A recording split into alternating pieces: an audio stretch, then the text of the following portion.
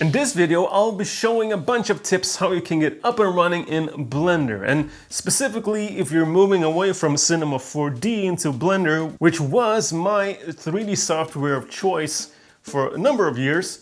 So I hope this little tutorial will make you less confused as I was when I first opened Blender. So let's go!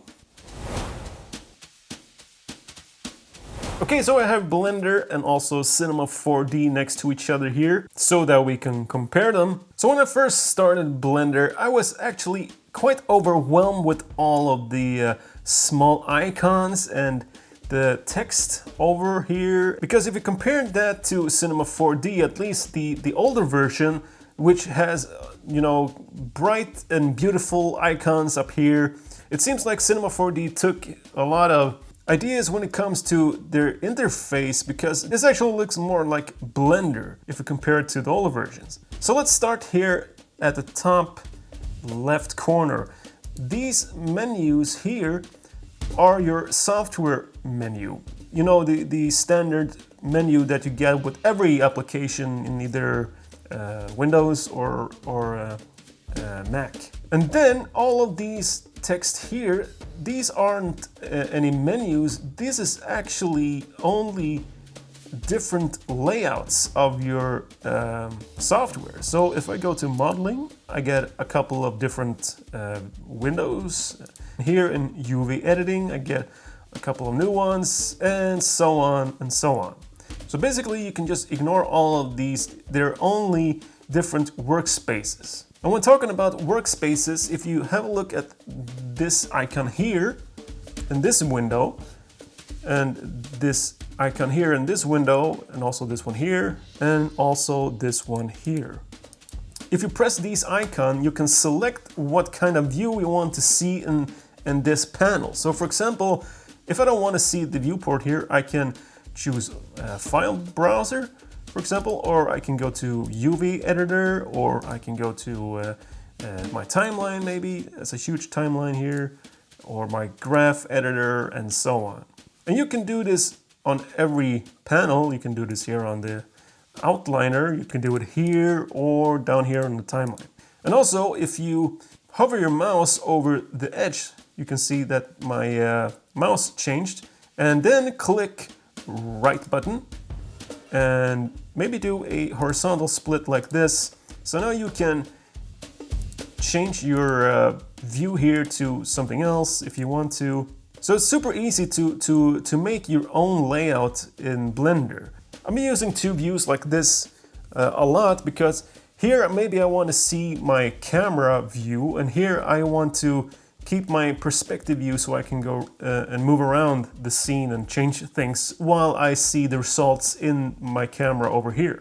And if you want to remove the split panel, you just hover your mouse over the edge, right click, and then join either right or left. Over here to the left you have your tool selection. So you have move, which is position, and you have your rotation and scale. So this is super basic. You just click the tool that you need, and then you move around your object. And if you want finer adjustments, you can either go to the object properties here and change these values, or you can go up here to this little arrow and press that one, and now you have all your transforms over here. Here is the property section, and so these top icons here, they let you change, you know, the more general parameters inside of Blender. For example, like render settings and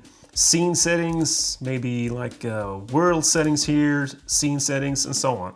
And then over here you start to become more specific. So here is your collection parameters, and then it boils down to object and modifiers and your particle systems for your object, and physics maybe, and so on and so on. And you have different kinds of options here depending on which type of object that you have selected. So for example, here on camera you have a dedicated camera page, and on light you have a dedicated light properties page, And also the cube here has also a couple more pages that is specific to the object. So that is why you can see that this last row changes whenever I select different type of objects. So when I start to work with my objects in my scene, I was wondering how I would manipulate, you know, the vertices and edges and faces and so on. Because in Cinema 4D you would have to go in here on your cube and right click and make editable, or just press C. And now you can go up here and select maybe the vertices and then go and change whatever you need to change. And also select faces here or edges. So in Blender I was like, okay, do I go up here and press right mouse button? No, I don't have to make that editable, so what's the deal here? It was super simple. You just go up here to object mode, which means that whenever you click something, you will select that object. Very straightforward. But if you change the object mode to edit mode, so now you can go in here and select the vertices, and you can change which type you want to select by either selecting edges here or faces or vertices. Or if you hold down Shift, you can select them all, which enables you to select all of these components at the same time. And there is also a super quick shortcut for this. You just press Tab. That brings you out to object mode, and if you want to go into edit mode again, you just press Tab one more time. So Tab toggles between object mode and edit mode. In Cinema 4D, whenever you wanted to place your camera, you could go in here and press this little button here. So now we are looking through the camera and we can move around and place our camera the way we want to. And then we press the button to go back to our perspective camera. So in Blender, how do we do this? Do I have to press something here? No. How do I jump into camera view? I had no idea, but it was super simple. You just press this little guy right here. So now I'm like, okay, why isn't my frame maximized? Why do we have all of this space around my frame? That seems very inefficient. So if you go up here to view and down here cameras and then select frame camera bounce. So that will zoom in our frame, make the frame as large as our viewport. But there's actually a quicker way to deal with this, because if you just use your scroll wheel, look at that. You can just go in and out very easily, just like that. And also you can pan around without affecting the camera. And why this works is because we have not locked our view with the camera yet.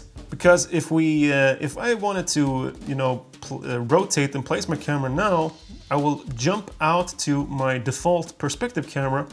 So by just pressing that little toggle here, that lock, now you are locked with the camera. So now you can move around and place your camera wherever you want to. And then we can just click that one and go back to our default perspective camera. So if you don't want to accidentally move the camera while in your view here, you can just unlock it. So now I can never move the camera whenever I'm looking through it. So next up, how do I actually render something in Blender? So in Cinema 4D, you go up here to render your viewport, so you can see what's happening in your viewport. And also here, next to that, you can render out to picture viewer, which is your final stage when it comes to rendering. So once again, inside of Blender, where do I render? Is it an icon up here, or how do I do this? I was really overthinking this. It's way up here in the software menu. You just click render and then you go down to render image. So there we have our rendered image, and Blender is using our camera here in the scene, and you can select the camera that you want to use here under scene. So here you can see the camera that is selected for rendering. So this brings me to the viewport rendering, which I think is amazing in Blender. In Cinema 4D, you can't really render the viewport. You can, you know, do your quick estimation like this, Of course you could, do the interactive render region like this and maximize it. But if I want to move around, it needs to drop the rendered frame and then re-render once you set your camera. But in Blender, let's go up here to these icons. So this is your viewport options. So here you got your grid view, and here is your standard, flat shading. Then we can go to the next viewport shading, which is material preview. Now we see a rendered view of our scene, and if you don't want it to look washed out like this, you can go in here on the drop-down menu and either choose another type of HDRI image here, or you can go and turn on scene lights and scene world. So now the viewport is using the light here as our main light source. You can see when I move it around like this, we get moving shadows. Very cool. So you can see that I'm moving around here, but Blender doesn't need to re-render any frames or so. So that is very, very cool. If you jump into Cinema 4D here, and let's say I wanted to see global illumination and ambient occlusion and so on, I had to go in here and first set up all my settings correctly, render it out to the picture viewer, and then have a look at it, and then go in and adjust things. But in Blender, it's so cool. If you go in here under render settings and choose the other engine that is called cycles, and then go up here to the last icon, which is a rendered view in your viewport. So let's press that one. So now it was subtle, but now we actually get occlusion and global illumination, which is so cool to see in the viewport like this. It saves a bunch of time to see how light acts in your scene without needing to render it out. So let's make a point here. Let's go into our plane and make a new shader and just make it red. So now you can see that the light is bouncing up onto the cube here, which is so very, very cool. I can move around easily, and it's a little noisy when you move around, of course, but then when you stop, it renders everything very nicely here in the viewport. So this wraps up this little tutorial, and I hope this was helpful. And if you're using Blender, please consider donating to Blender. I have done so a couple of times myself, because together we can make sure that Blender is still free to use for everyone. It's such a powerful tool, and I really enjoy using Blender, and I think my days in Cinema 4D is gone. So I hope this tutorial was helpful, and if you got any questions for me, let me know in the comment section. I will see you in the next one. Bye!